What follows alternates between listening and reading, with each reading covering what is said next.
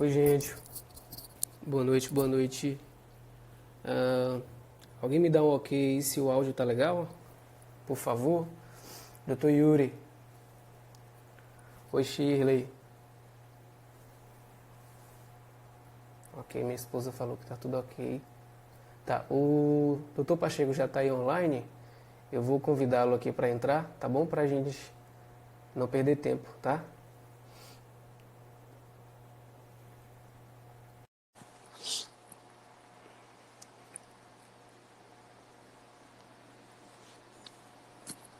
Olá, Olá, Harley. doutor Pacheco. Tudo bem? Tudo Boa bem, noite. graças a Deus. E o senhor? Tudo ótimo, cara. Que honra minha. Não, honra minha, doutor. Oxe. Honra minha, aliás, honra nossa tá com o senhor, a presença do senhor aqui falando pra gente. Isso pra gente é uma alegria tremenda. Quem já acompanha o seu trabalho aí na rede social, né? O senhor é uma figura agradabilíssima, com esse sorrisão. E, assim, tá junto aqui nesses poucos minutos. Eu acho que, de fato, vai ser pouco, porque, assim, quem não conhece o doutor Pacheco aí, que está chegando agora aí na audiência do Instagram, mas vocês vão ver que 50 minutos, 60 minutos é um tempo pequeno, porque é tão bom ouvir o doutor Pacheco, as reflexões dele, que quando passa, fala assim, poxa, eu não acredito que já acabou. Tá? Então, assim, eu já estou lamentando antes da gente terminar. Ô, rapaz. Fico feliz Doutor, demais. eu vou deixar um tempinho aí para o senhor se apresentar. É claro que, assim, eu acho que você não precisa de muita apresentação, tá? E depois eu tomo a palavra de novo, só para a gente problematizar e a gente tocar o barco aqui, tá bem? Beleza. Então, olha, acho que só para aqueles que não me conhecem, eu sou formado em psicologia e doutor em história. E trabalho já, eu trabalhei a maior parte da minha vida como professor universitário. Harley, desculpa, é Harley ou Harley? Eis a confusão. Pode ser Harley, pode ser Harley, tanto faz. Assim, Então, tanto faz. eu trabalhei muito tempo na universidade e há mais ou menos 2 anos, um pouco mais de 2 anos, eu tenho Sim, trabalhado exclusivamente na clínica. Tá? Então, tá. eu tenho atuado como clínico. No período que eu atuei como professor, a clínica era uma coisa incipiente, né? Eu trabalhava mais com orientação vocacional. Ok, E trabalhava com orientação vocacional numa perspectiva em psicologia que se chama logoterapia. Tá? ok. Hoje eu atuo na clínica e eu costumo dizer que eu sou um logoterapeuta heterodoxo. Então, eu faço de tudo um pouco, desde que ajude meu cliente, isso é que me interessa, cara. Aham, é Em bom, geral, muito só para bom. você entender, é isso. Trabalho com Ok. formação, com supervisão e etc. Então, dá pra... Alguém até já comentou aí da live essa semana que você fez com o Dr. Ítalo. Eu acompanhei a live. Aí foi fenomenal. Ó. Foi Que bom. fenomenal. Fico Tem que, feliz. tem que, tem que fazer aquele, do poema do Papa João Paulo II, Mas da vai ser em breve, Verônica. viu? Vai ser em breve. Numa das Tem que lives fazer. literárias eu vou falar sobre ele. Vale muito a pena. É um poema maravilhoso. Doutor, olha só, sem mais delongas, Sim, senhor. nós temos de fato alguns probleminhas aí para o senhor ajudar a gente resolver ou esclarecer algumas coisas, né? A gente colocou como tema aí como manter o senso das proporções ante o caos aterrorizante. Beleza. Porque, de fato, para algumas pessoas, esse senso de proporcionalidade, para algumas pessoas, ele é relativamente evidente, né? Mas para outras pessoas, nem tanto. E Perfeito. quem nunca na vida agiu de forma desproporcional, né? Quem nunca não percebeu que perdeu a régua, a justa medida? É, quem é que vai dizer que está o tempo todo, 100% do tempo, proporcional, agindo conforme a situação lhe pede, né? Então, é realmente algo muito delicado e essa audiência aqui e esse que vos fala precisa ouvir os sábios, né? Porque diante de uma situação, evidentemente, a gente está passando por uma situação extremamente delicada, né? existem os negacionistas, existem, por outro lado, os que exageram uma coisa, e afinal de contas, qual deve ser a nossa postura e como de fato medir a coisa, tá bom? Então eu problematizei só um pouquinho aí para deixar a bola aí contigo, tá? Tá bom. Ô, Harley, eu vou começar fazendo uma coisa que eu acho que pode ajudar um pouco as pessoas a entender, inclusive, o que é o tal do senso de proporções, né? Tá. E que eu acho que aqui já traz uma questão que pode, certamente, na medida em que a gente tem um domínio, ainda que seja inicialmente um domínio de compreensão, já ajuda a gente a entender o recurso que a gente tem que usar, né, na hora de olhar para a realidade adequadamente. E aqui eu vou me valer de uma leitura, vou tentar ser bem breve para também não ficar me alongando muito numa descrição que depois tende a ser muito livresca, né, se a gente acaba pegando a coisa assim. Então, a questão é assim, a nossa relação com o real, Harley, é uma relação que depende de algumas capacidades nossas, né? E aí o que acontece? Em geral, né, a gente se relaciona com o real sempre partindo de uma certa matriz, né, um certo substrato fundamental. Então, inicialmente, o que a gente precisa fazer para poder se relacionar adequadamente com o real? A gente precisa colher os dados que a realidade apresenta para a gente. Okay. E a gente colhe esses dados do real a partir, fundamentalmente, dos nossos sentidos. Sim, sim. Então, o primeiro elemento fundamental é que a gente esteja dotado, né, de uma capacidade de percepção adequada das coisas. Então, antes de um senso de proporção, perceber adequadamente as coisas. Né? Ok. Se, em alguma medida, o meu senso de percepção, se as minhas percepções estão atrapalhadas, né, é claro que o senso de proporção vai ser também, né, prejudicado, né, vai ser afetado. Então, aqui eu estou falando, na verdade, de uma descrição, né, que é muito antiga. Aristóteles descrevia a coisa dessa forma, que ajudava a gente a entender um pouquinho, né, como uma descrição da relação do homem com o real, esse ponto de partida primeiro aqui, que é isso. Né? Então, eu preciso olhar para a coisa e ver o que a coisa é. Né? Ok. De fato, o que a coisa é. Ver só já é suficiente? Não, não é suficiente. Quando eu vejo, há um risco grande de eu ser enganado, né, por aquilo que eu estou vendo. Né? Sim. Todo mundo já experimentou algum tipo de ilusão. Né? Tem a impressão. Dia desses aí eu fui com meus filhos ao circo, né? E a gente ficou muito impressionado com o mágico, né? Que não é mágico, sim, nada, sim. é um cara que na verdade trabalha, né, quer dizer, com esses desvios de percepção que a gente acaba tendo, né? Então, luzes e sombras e espelhos e tudo mais, e faz a gente ter, né, impressão de mágica, quando na verdade não tem mágica nenhuma. Estava tudo lá, só que a nossa percepção não colhia adequadamente. Né? Sim. Então, a gente pode também ser enganado pelas percepções, e as percepções, elas são, né, profundamente enganáveis. Né? Verdade. Elas podem sofrer isso mesmo. Né? Então, não é suficiente só perceber. Eu tenho que, além de tudo, trazer a percepção para dentro de mim. Então, aquilo que eu vejo do lado de fora, eu preciso trazer para dentro de mim. E aí vão entrar em cena, né, algumas faculdades, algumas capacidades nossas, que o Aristóteles chamava de sentidos internos. Ok. E aí tem 4 sentidos internos importantes na jogada. O primeiro de todos é o chamado senso comum. Ok. E o senso comum, ele é muito importante. Ele é muito importante. Porque o que o senso comum faz? Ele pega todo o conjunto de dados da percepção que a gente tem, né? Então, por exemplo, agora aqui todo mundo está me escutando, está vendo a tela do celular, né? Se tem alguém que está fumando, está sentindo o cheiro do cigarro, né? Eu tomei um café agora, né? Eu comi um chocolate, né? Então eu estou com o gosto do café, né, com chocolate amargo, 70% na boca. Então tem um conjunto de dados perceptivos, todos muito distintos. Né? Sim. Cada um dos 5 sentidos percebe a coisa e traz um dado completamente diferente um do outro. Sim. O que o senso comum faz é justamente pegar todo esse conjunto de dados e oferecer um sentido comum para todos eles. Okay. Ou seja, nesse momento, por exemplo, né, o que é o mais importante? É escutar a minha voz, a sua voz, e saber distinguir o que é a minha voz e o que é a tua voz. E vincular a imagem, né, do Harley é a imagem do Pacheco, a voz do Pacheco e a voz do Harley. Ponto, Sim. né? Então o senso comum faz isso. Quando o senso comum faz isso, ele lança, né, ele permite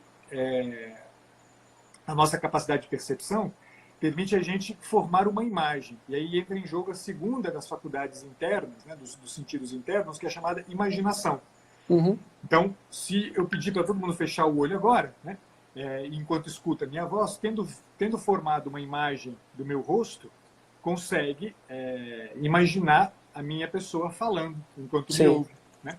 Então, essa imagem da minha pessoa interna, ela também é importante. Na medida em que essa imagem ela tem algum significado para mim, eu Sim. trago ela para o terceiro, né, dos sentidos internos, que é a chamada memória. Então, eu vou guardar. Né? Eu preciso me lembrar do rosto do Harley, eu preciso me lembrar da voz do Harley, eu Sim. preciso me lembrar... Então, aí isso tem um registro de memória. Uhum. Doutor, deixa eu só te interromper aqui, porque alguém falou aqui comigo que está sem áudio. Como é que tá o áudio aí, gente? Tá ok? Só para alguém dar um ok para ver se o áudio do doutor tá chegando bem. Acho que tá tudo ok, né? Vamos ver. Se aparecer mais uma vez, a gente... Talvez tá ok. Ok, tá. Tá ok. Pronto, obrigado, gente. Eu vou desativar aí, aqui os comentários, aí depois vocês segurem, por favor, as perguntas, porque depois eu reativo, tá bom? Beleza. Aí entra em jogo o quarto, né, a quarta dessas faculdades, desses sentidos internos, o quarto desses sentidos internos, que é a chamada ratio particulares. E é onde vai acontecer isso aí que você chamou de senso de proporções. Né? Ok. A ratio particulares é um primeiro nível de racionalidade a que a gente é capaz. Só que a ratio particulares não é algo que é exclusivamente do homem, né, da pessoa humana. Um bicho tem capacidade tem senso de proporções, né? Um gato, quando aqui em casa de vez em quando tem uns gatos que aparecem aqui, né? Então tem um muro aqui, né? O gato, para poder saltar no muro, ele precisa ter um senso de proporções, né? Ele precisa saber se o tamanho do impulso que ele tem que dar. Isso né, já um senso de proporções que já permite a gente avaliar adequadamente aquilo que os sentidos externos perceberam, formar uma imagem, né? O senso comum compôs um quadro adequado que permite, então, a gente se mover adequadamente na vida. Tá? Então, o senso de proporções, então, já trago aqui uma primeira coisa importante. O senso de proporções, ele é, na verdade, alguma coisa muito básica na gente, né? Se a gente operasse só no nível animal, digamos assim, a gente não teria problemas. Né? Um bicho não fica desesperado, um bicho não fica ansioso com alguma coisa que está na cabeça dele. Né? Um bicho fica ansioso porque ele vê o predador. Né? Um bicho fica ansioso porque ele vê uma coisa que está prestes a acontecer. O que acontece com a gente, porém? A gente não opera só nesse nível mais básico. A gente tem um elemento acima, né, que já entra aí em faculdades superiores, né, mas antes de entrar nas faculdades superiores, há alguns elementos de transição para as faculdades superiores que oferecem para a gente alguns problemas. Para nós, né, pessoas humanas, oferecem alguns problemas. Então, tem duas faculdades intermediárias, né, que são chamadas apetites, que no caso, né, os animais também têm os apetites, né, o apetite concupiscível e o apetite irascível, que às vezes, por quem nós é desordenado, tende a ser desordenado. Num bicho, o apetite nunca é desordenado. Um bicho nunca come mais do que o que lhe é necessário, né? O apetite concupiscível, né? Um bicho nunca mata um outro animal por prazer, né? Ele sempre o faz por uma necessidade. Ou seja, o bicho não opera, né, como a gente opera com apetites desordenados. Então, a desordem nos apetites faz com que, na entrada desse elemento mais elevado, que é a razão, né? Então, aqui eu vou distinguir rácio de razão, apesar de serem um pouco sinônimos para nós, normalmente, faz com que a nossa razão avalie no nível mais alto inadequadamente as coisas. Em razão do quê? Porque normalmente a gente quer o quê? A gente quer evitar aquilo que nos faz mal e a gente quer ter prazer. Né? É onde entra o chamado apetite concupiscível. O apetite concupiscível quer muitas vezes exatamente isso. Né? Eu quero me afastar o mais rapidamente possível daquilo que me faz mal e quero estar o mais perto possível daquilo que me dá prazer. Só que prazer, né, e desprazer para nós é um troço que não é fácil de avaliar. Né? Uhum. Eu sinto prazer comendo um chocolate 70%. E alguém vai dizer, puxa, mas chocolate 70% é amargo. Já é horrível, é. É horrível. Um café, eu só tomo café sem açúcar. Café sem açúcar, credo, causa desprazer. Então a gente coloca em jogo muitas vezes, né? É como se, o que acontece? O que acontece com a gente? E aí é onde entra a perda do senso de proporções em geral. É que a gente passa a avaliar as coisas não mais a partir da capacidade de juízo racional, mas a gente passa a avaliar a partir daquilo que me causa prazer ou desprazer. Eu gosto ou não gosto. Então a situação é incômoda e é incômoda porque subjetivamente não me agrada. Então eu avalio tudo tendo como régua esse prazer ou esse desprazer. E aí é onde a gente perde totalmente o senso de proporções. Né? Então, aparece no cenário um tal de um coronavírus, né? Que, rigorosamente falando, não trouxe novidade alguma para a história humana. Sim, verdade. Agora há pouco eu estava recebendo a mensagem de um amigo, né? Ele está assim, a gente tem que beber nesse momento, porque a gente tem que beber por esse momento que a gente nunca passou por ele, né? Eu estava aqui pensando com os outros botões, né? Mas, desculpa, como a gente nunca passou por ele, né?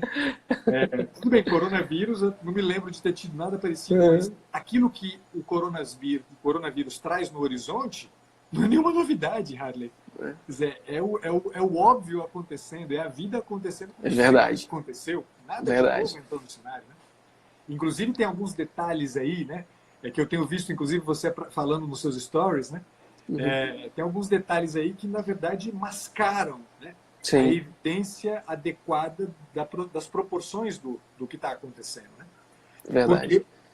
Porque se move o tempo inteiro em razão disso, né? Eu preciso provocar nas pessoas algum incômodo, né? Mas um incômodo que não é o incômodo que interessa avaliar. Qual é o incômodo que interessa avaliar, Pombas? O incômodo que interessa avaliar é exatamente a vida ou a morte. É o que está posto. Tudo aquilo que se tem trazido no cenário são as coisas as menos candentes, as menos interessantes. Quer dizer, nada disso interessa para a gente, né? Quer dizer, o que interessa é a vida ou a morte, uma vida de sentido, uma vida de sem sentido. Verdade. Isso ninguém menciona, absolutamente ninguém menciona. A mídia não faz questão nenhuma de falar disso, a ciência tampouco faz questão de falar disso, a política, né, muito menos faz questão de falar disso, quando é esta a única questão que permitiria a gente ter um senso adequado das coisas. Quer dizer, está posta para a gente a questão sobre isso. Quer dizer, a minha vida ou a minha morte. E, portanto, né, se a morte está na jogada, que vida é essa que eu tenho? Né? Eu vou morrer como se eu morrer? Né? Verdade. E tem uma reflexão sua até. Uma reflexão sua que o senhor diz assim, quando o horizonte da morte ele é retirado da vida das pessoas, da vida do ser humano, você derruba todos os princípios, a vida de sentido ela acaba. Exato. Então você tem que ter no horizonte da sua vida a probabilidade da morte, a razoabilidade da morte. Perfeito, exatamente. É a certeza que nós temos. Exato. Doutor, sobre ainda a percepção. Claro que quando a gente fala de caos, o caos hoje ele está se apresentando para a gente como um coronavírus, mas para as pessoas que vão assistir isso depois, o caos pode ser a notícia de uma doença, pode ser o término de um casamento, pode ser a perda de um ente querido. Tudo bem, é claro que conforme a situação ela exija, a gente precisa responder com essa proporção, certo? Sim. Mas me parece, e isso eu falo intuitivamente porque eu não sou da área, mas me parece que negligenciar também uma situação me parece também desproporcional. Me corrija se eu estiver errado, me corrija ao vivo. Perfeito. Não, mas você está certíssimo. E aí entra uma coisa que era algo que eu queria também mencionar e que é muito importante, Harley. Quando a gente começa a operar usando essa faculdade mais alta, que é a razão, então eu vou distinguir aqui razão de rácio, tá? Ok. Quando a gente começa a operar usando a razão, ou seja, essa capacidade de juízo sobre aquilo que a gente vive, inevitavelmente a gente se vê diante de uma necessidade fundamental. Ou seja, a nossa razão, ela não se contenta com explicações parciais. A nossa razão nunca está satisfeita com explicações parciais. A gente quer sempre a totalidade dos fatores. A razão é, na verdade, né, se a gente pensa nessa faculdade mais elevada do humano, a razão é esse anseio, essa sede, esse olhar escancarado para o real que busca colher todos os fatores envolvidos. Todos. Sim. Não são alguns fatores. E nestes casos, por exemplo, do coronavírus, a morte de um ente querido, uma doença incurável que eu sou acometido por ela, nestes casos, né, a razão ela é chamada mais do que nunca. Ela é chamada mais do que nunca a se perguntar sobre o sentido do evento. Uhum. Esta é a palavra que me interessa, né? Quer dizer, eu estarei tanto mais capacitado a compreender o que a realidade é, quanto mais eu colher os dados todos que me levem, sobretudo, às margens do sentido. Quer dizer, eu toco, né? Quer dizer, eu tangencio a urgência de sentido, né? Quer dizer, a sede de sentido, e por isso mesmo eu toco, né? Quer dizer, a borda, né? Do vestido do sentido. Né? Sim. Isso aqui é a coisa mais importante. Então, toda vez que a gente perde de vista este elemento aqui, que é um elemento fundamental, né, da estruturação de todos os eventos, que é, né, a morte, o fim, o limite derradeiro, quer dizer, é inevitável que a gente acabe sofrendo, né, preso por essa camada mais básica, mais superficial, né? Que é do gosto, né? do prazer ou desprazer. Né? Sim. E aí, é claro, eu vou sofrer amargamente o fato de eu ter descoberto um câncer em mim. E vou morrer achando que a vida perdeu o sentido. Mas se eu morrer assim, eu morro como um idiota, porque no fim, e morro como um idiota às portas do inferno, inclusive. Né? É verdade. O que piora a situação. E piora enormemente a situação, porque eu vou entrar para a eternidade o quê? Querendo uma satisfação para um anseio da materialidade, sendo que eu não entro para a eternidade com materialidade alguma. É verdade. Eu entro para a eternidade sem materialidade alguma. Então, que satisfação é essa que eu vou encontrar na eternidade, né, querendo, né, uma resposta para um prazer, né, ou a ausência de um desprazer? Então, aplicar a razão e ter a noção do limite, e sobretudo do limite último, coloca-nos com uma capacidade de avaliação e de proporção das coisas que é a mais adequada, que é aquilo que a gente tem que procurar. Senão a gente está perdido. Com certeza. A gente está eternamente perdido, é o pior. Com certeza. Doutor, agora assim, a gente está bem verticalizado o assunto, deixa eu horizontalizar só um pouquinho. A gente sabe que para algumas pessoas, como eu comecei aqui a reflexão, para algumas pessoas essa percepção ela é mais evidente, né? Para outras pessoas não. Então a gente sempre tem pessoas que estão mais exageradas, mais histriônicas no falar, né? Outras pessoas que têm uma percepção mais ofuscada, mais obnubilada. A dúvida é como perceber que não se está percebendo bem as coisas? Boa! Porque veja bem, para o terapeuta, eu diria para alguém, você precisa de um terapeuta. Mas para nós que ainda não estamos, ou que não estamos ainda na terapia, enfim, eu não vou entrar na questão aqui, mas para a pessoa do dia a dia. É possível você exercitar a sua percepção para que os dados do real eles fiquem mais evidentes para você. É possível que você perceba, que você conviva com a presença e que, com isso, a sua percepção ela fique mais clara?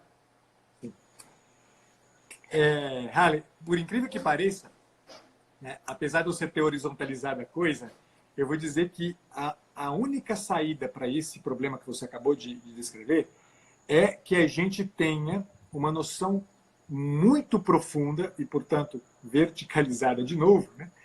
Profunda e alta do que é a pessoa que eu sou. O que acontece com a gente? E aí acho que isso aqui é muito interessante. Tá? A gente não sabe o que a gente é. A gente age no mundo muito mecanicamente. A gente age no mundo de forma binária, muitas vezes, digital. Né?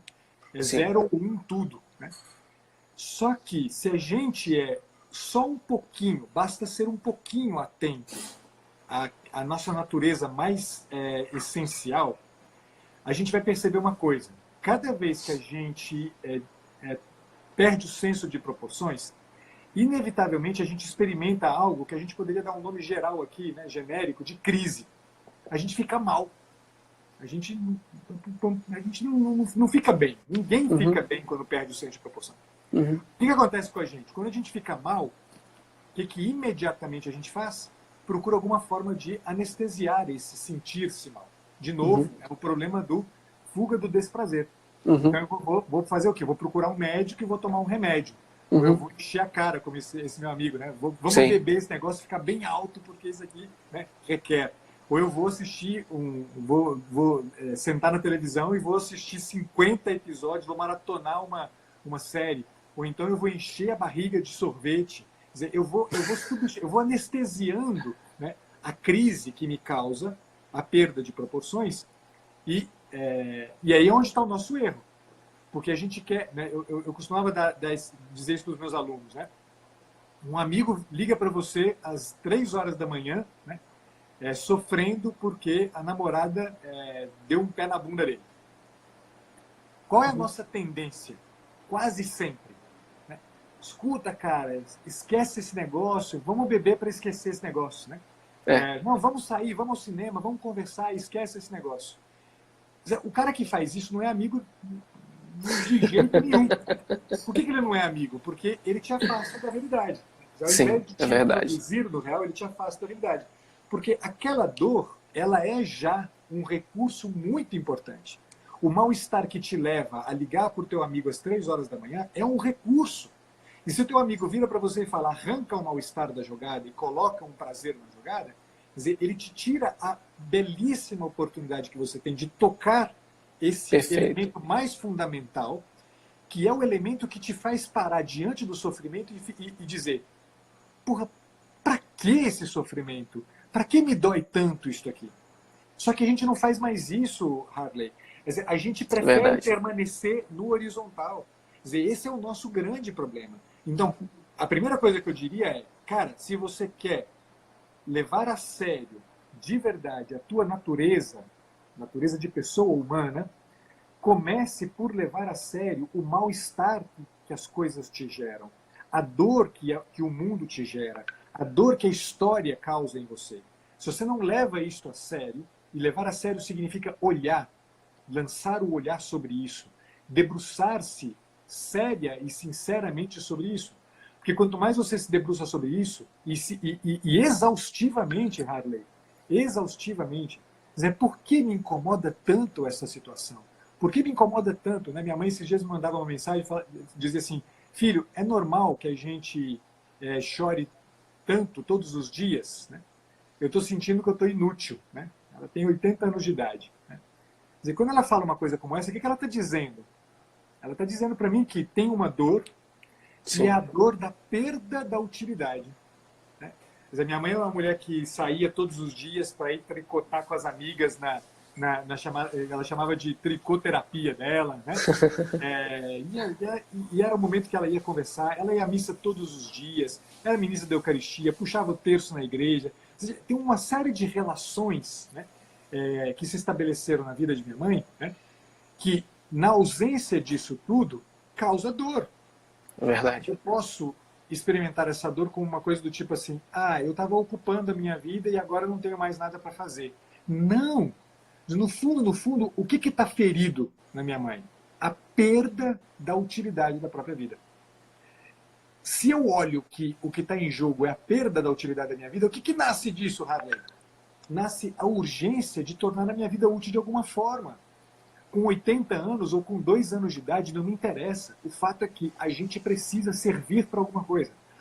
A minha dor, estranhamente, precisa servir para alguma coisa. Porque senão é uma dor sem sentido. Uhum. É uma dor que não serve para absolutamente nada.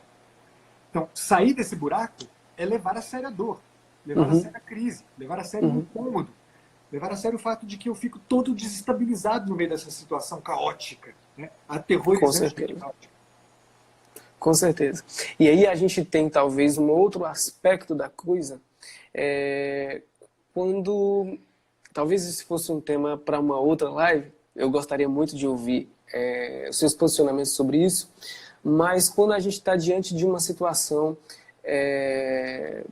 de manipulação de massa, Sim. quando você tem experimento de massa, e eu vou contar o caso que tive essa semana.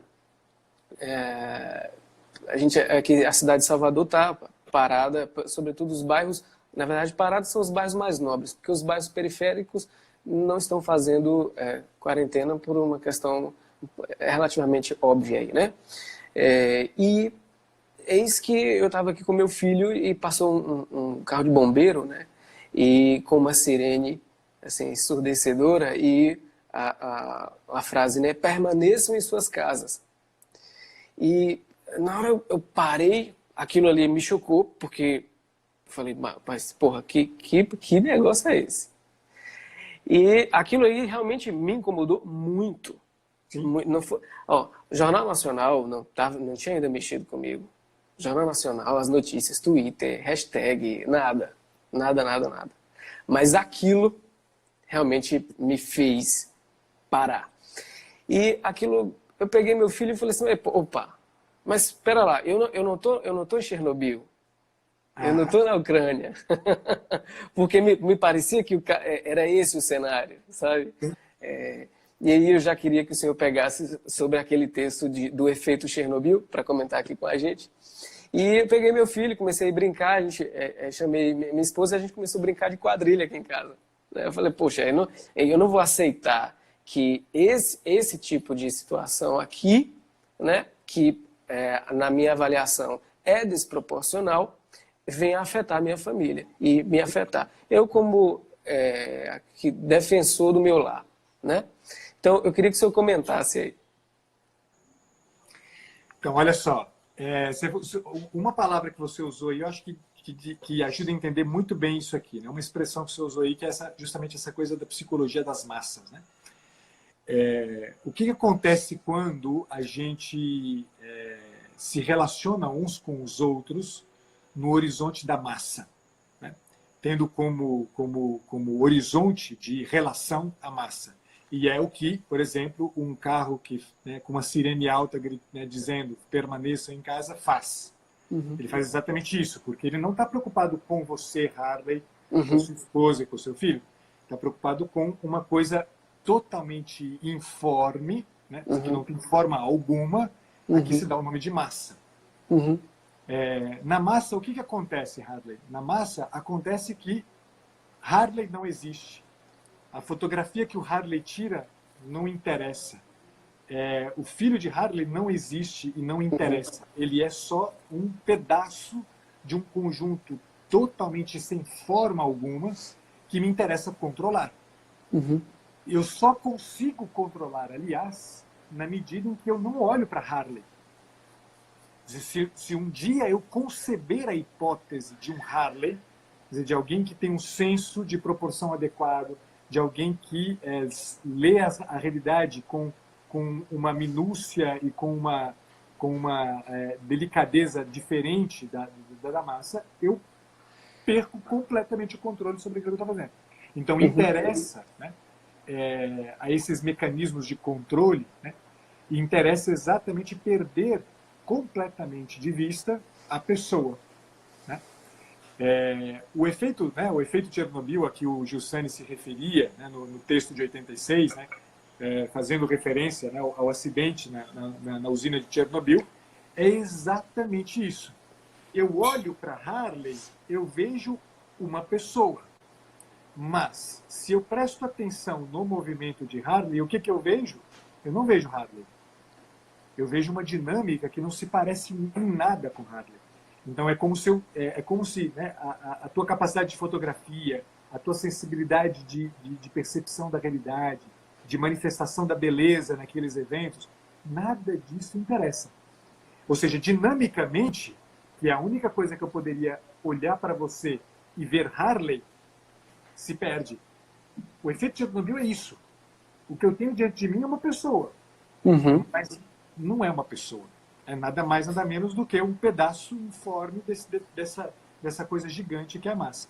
Então, todos os mecanismos de controle de massa, né, eles fazem isso.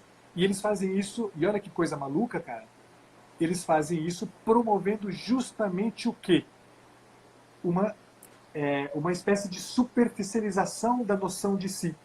Então, joga tudo no superficial.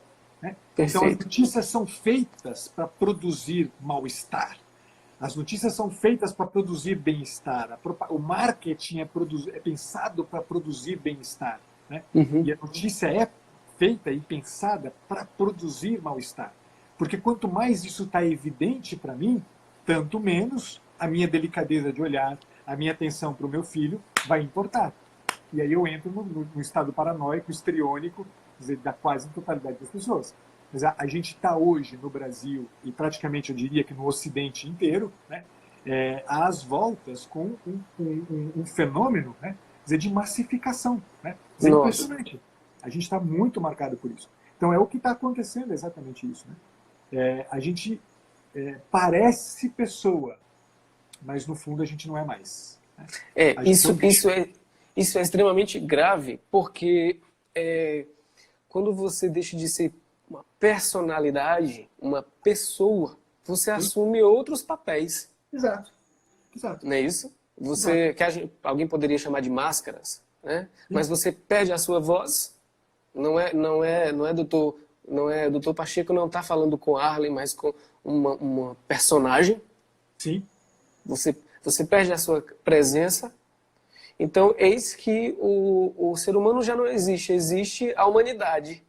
Exato. Não existe mais a pessoa, existe a humanidade. Por isso que a gente ouve, a humanidade está passando por uma grande transformação. Não é a humanidade. Quem passa por uma transformação somos nós. Exatamente. Exatamente. É a pessoa. E olha, eu vou te dizer uma coisa, né? E aqui faço em nome da psicologia um meia-culpa. A psicologia, ela foi responsável, profunda e seriamente responsável por isso. Porque a psicologia não interessa à pessoa. Né? Hoje em dia, no Brasil em especial, né, tudo aquilo que se estuda em psicologia, né, em geral, tem a marca justamente daquilo que a gente poderia chamar aí, né, de um padrão de compreensão da pessoa, numa perspectiva, essa perspectiva binária que eu me referia antes, né, dialética, materialista, né, que no fim achata todo mundo. Né? Então, eu escutei muitos dos meus colegas nesses anos como professor, né, a ideia segundo a qual a psicologia deveria lidar, né, com as minorias, o sofrimento das minorias. Né? E eu insistentemente batia de frente com eles, né, usando aquela máxima da Ayn Rand, né, dizer, escuta, a menor de todas as minorias é o camarada que chega na minha clínica e traz o sofrimento dele. É verdade. E se eu olho para o sofrimento dele, eu não estou ajudando absolutamente ninguém. Quer dizer, olhar para uma minoria, né, dizer que no fim das contas virou a massa, né, todo mundo hoje é minoria, né, quer dizer, faz parte de alguma minoria, né, quer dizer, de novo, né, um instrumento de controle de que a psicologia se valeu de uma forma perversa, cara, profundamente perversa. Quer dizer, o resultado é este. Né? Quer dizer, a gente está o tempo inteiro sob controle. Né? A gente está o tempo inteiro sob controle. Ou seja, a pessoa ela assumiu, ela tende a ser imediatamente classificada, né, como uma casta. Então, você pertence a qual grupo? Qual é a sua minoria? Então, ela já não existe mais, não é o ser, a pessoa em si, uma presença, uma personalidade, mas a classificação, uma classe. E as pessoas, engraçado que não se percebe isso. Não. Não se percebe isso. O mais engraçado ainda é que, além de não se perceber, é impressionante que as pessoas parecem se sentir satisfeitas em fazer parte dessas Uhum, minorias. Elas se sentem satisfeitas. Quer uhum, dizer, e aí pensa, né? A palavra satisfação é uma palavra importante aqui, né? Porque satisfação significa, né, dizer, tornar aquilo que eu nasci para ser. Né? Se eu me satisfaço com isso, eu estou dizendo o quê? Eu estou dizendo que eu reconheço em mim o fato de ser negro. Eu reconheço em mim o fato de ser homossexual. Eu reconheço em mim o fato de ser mulher. Eu reconheço em mim o fato de ser careca. Entendeu? A gente... Ou seja, no fundo, eu estou reduzindo enormemente... É aquilo que acaba... É o efeito de Chernobyl. uhum, Estruturalmente, eu pareço com uma pessoa.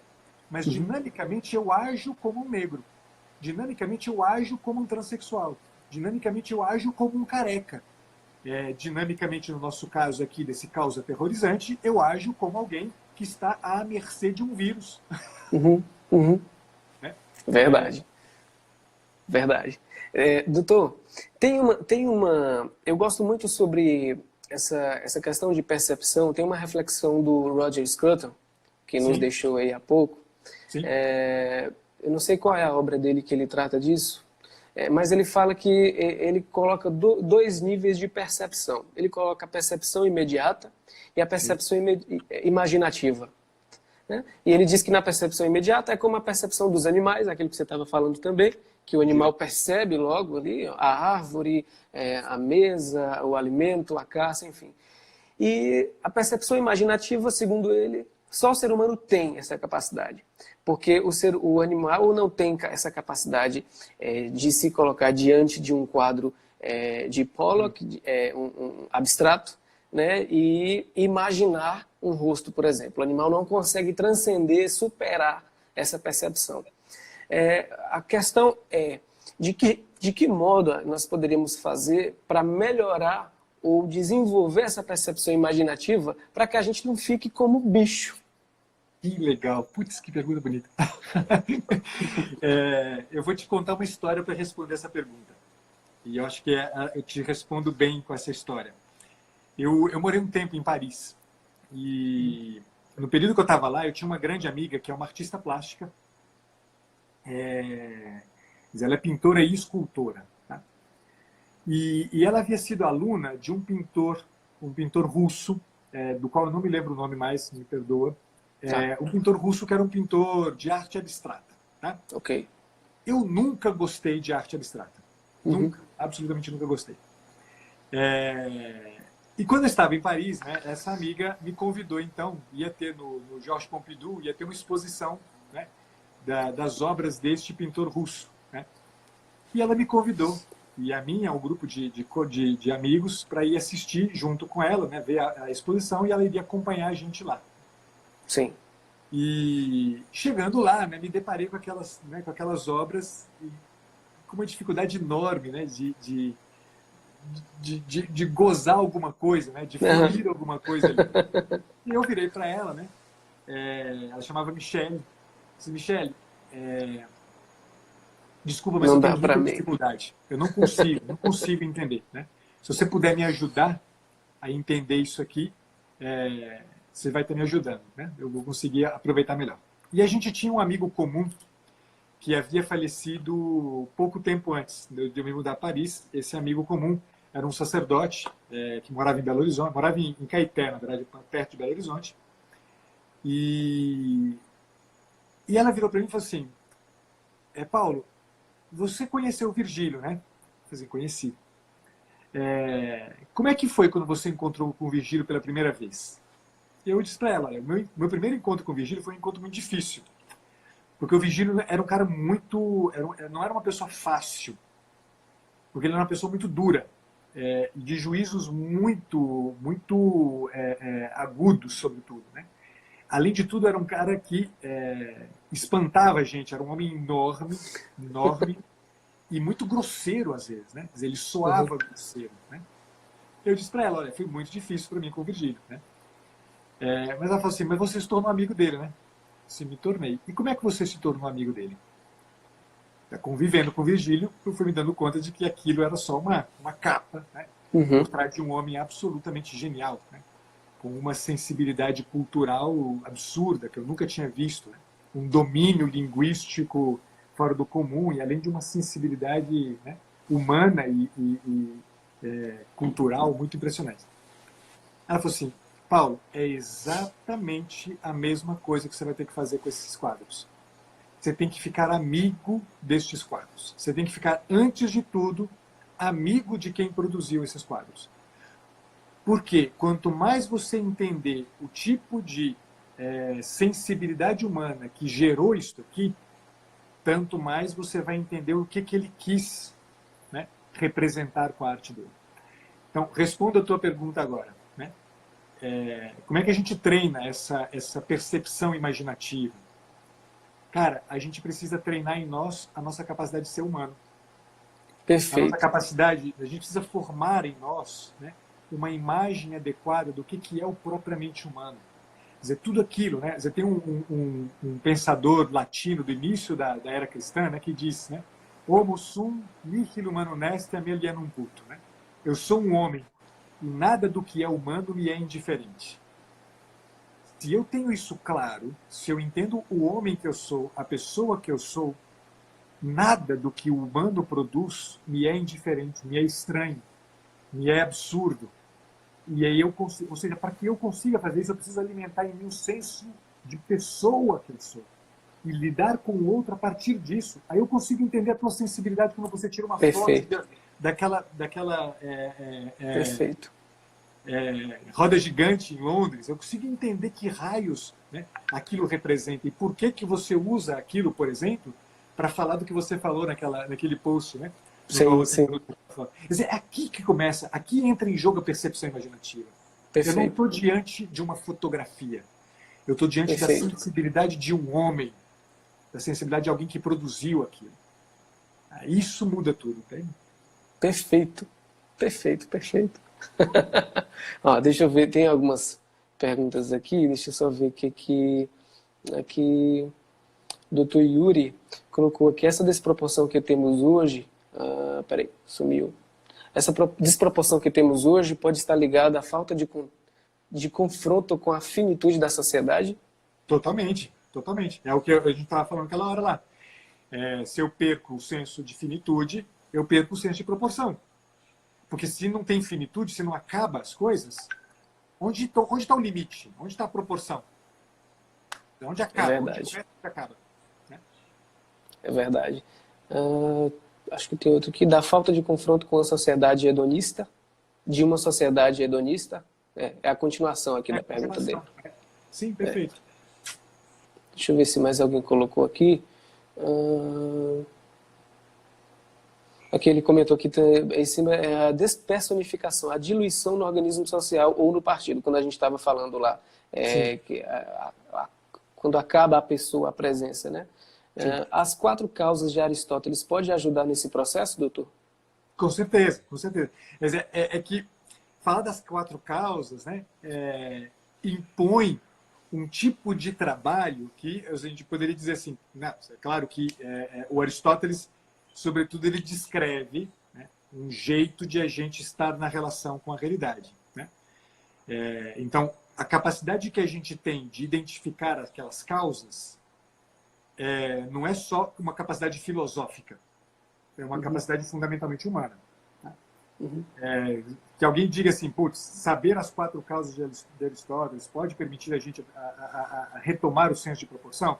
Eu digo sim, mas antes, né, de um trabalho cerebral sobre, né, a obra de Aristóteles, a teoria, a gente precisa justamente retomar em nós a capacidade que é o próprio do humano.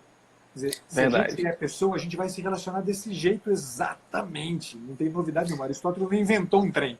Ele descreveu o que ele via. Ele descreveu. É como se se a pessoa ela se detesse somente na questão teórica das causas, ele soubesse falar sobre as causas, mas não conhecesse as causas. É como o cristão que sabe falar de Deus, mas não tem fé.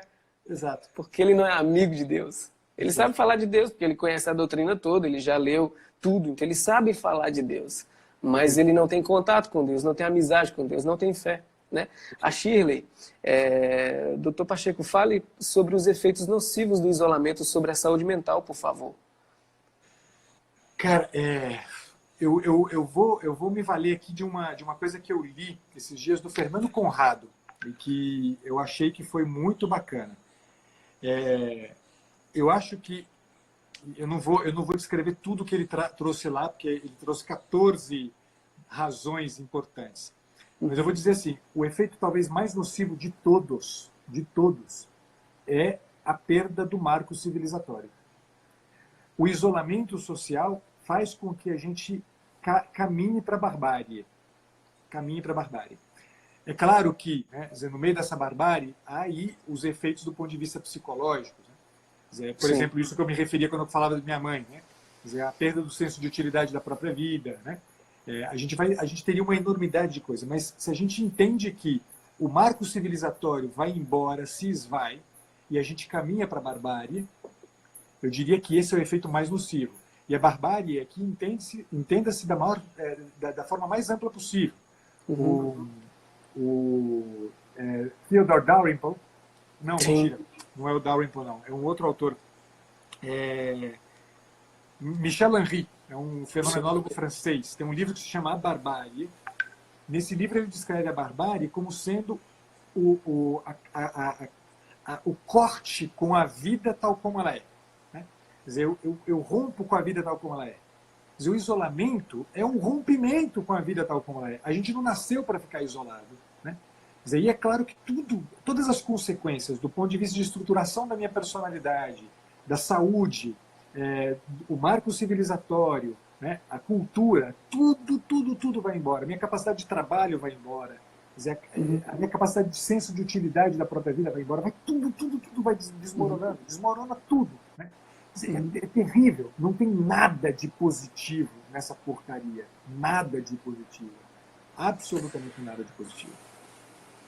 Doutor, vendo o senhor falar assim, a coisa fica mais grave ainda, porque o seu horizonte é mais extenso, é mais alargado a coisa, né?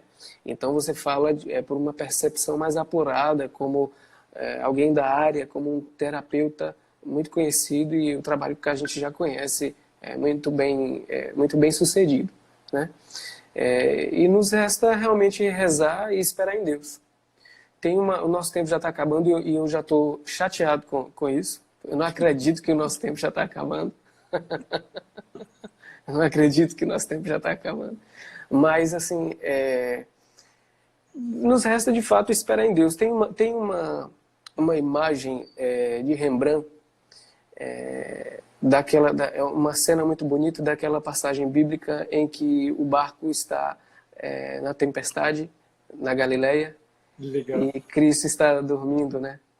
E assim, eu faço uma analogia com essa situação nossa. A gente está passando por uma tempestade terrível, mas eis que Cristo, ele ele acorda e vai pedir para a tempestade cessar, os ventos se acalmarem, né? Então assim, doutor, eu vou te agradecer imensamente, tá? Eu não, assim, e foi um presente para nós te ouvir. Essa live vai ficar gravada e eu vou assistir 3 ou 4 vezes de novo, né? Porque eu quero memorizar os seus argumentos, a sua reflexão. E aí, como a gente só tem uns 3 minutinhos, eu vou deixar a palavra para as últimas considerações aí, tá? A última coisa que eu queria dizer, acho que tem que ver com isso que você acabou de falar, Harley. Putz, que legal. Aí, para quem não conhece, é o quadro de Rembrandt. Uma bela ilustração. Cristo está ali, bem pequenininho ali, logo abaixo, diante da tempestade, tá? Pode falar, doutor. Não, o que eu ia dizer é justamente isso, cara. Se é verdade, Harley, se é verdade que a gente, operando no nível mais alto, mais propriamente humano, a gente usa a razão, e a razão entendida como essa busca da totalidade dos fatores, é ainda mais verdadeiro que o nosso movimento deve necessariamente tender para abraçar, abarcar, ou melhor dizendo, deixar-se abraçar pelo mistério. Deixar-se abraçar Verdade. por isto que sustenta a realidade. Por isso que é a Verdade. consistência do real. Muito certamente, o resultado mais terrível de todos, do isolamento, do caos aterrorizante, da perda do senso de proporção, é exatamente o fato de que a gente perde a relação com a consistência do real. Ou seja, a gente perde a relação com Cristo. A gente perde a relação com aquele que é o único capaz de conferir saúde, ordem, cultura, senso de proporção, absolutamente com tudo. Quer dizer, isso aqui é terrível. Isso aqui é terrível. Né? E aí, de novo, né, o meia-culpa que eu faço em nome da psicologia, né, em nome da psicologia, a psicologia ela foi promotora disso. Né? Ela promoveu exatamente isso aqui.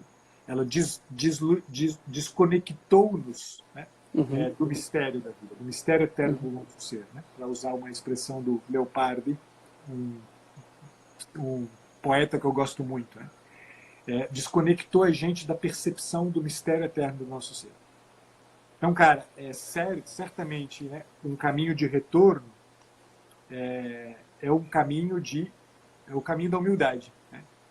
É o caminho de entender que eu preciso sacudir o Senhor, mesmo que no meio do desespero. Né? Sacudir o Senhor, Senhor, você não vê que a gente está perecendo? Né? É verdade. E depois levar uma lavada dele, né? É verdade. Levar uma lavada Verdade. dele e dizer, caramba, né? Por que vocês estão assustados? Será que vocês não entenderam ainda quem que eu sou? Né? É verdade. A gente precisa dessa lavada, mas essa lavada, né, que a gente só vai receber se a gente for humilde o suficiente para entender que não está no nosso controle. É E que a verdade. gente precisa sacudir o Senhor e dizer, Senhor, nós estamos perecendo, caramba, ajuda. Né? Ajuda a minha fé, porque minha fé é Perfeito. uma tristeza. Perfeito. Perfeito, doutor. Perfeito. Muito obrigado, viu? Deus abençoe o senhor e sua família, tá bom? Amém, Obrigado cara. mesmo, de Igualmente, coração. Deus abençoe você. Fiquei muito Um feliz, abraço. Arlen. Fiquei muito feliz mesmo. Eu que estou muito feliz aqui. Um abraço, doutor. Fica com Deus, tá? Você também. Um abraço em todos na sua casa. Bom fim de semana, Arley. Amém. Para vocês também. Tchau, gente. Fique com Deus. Tchau.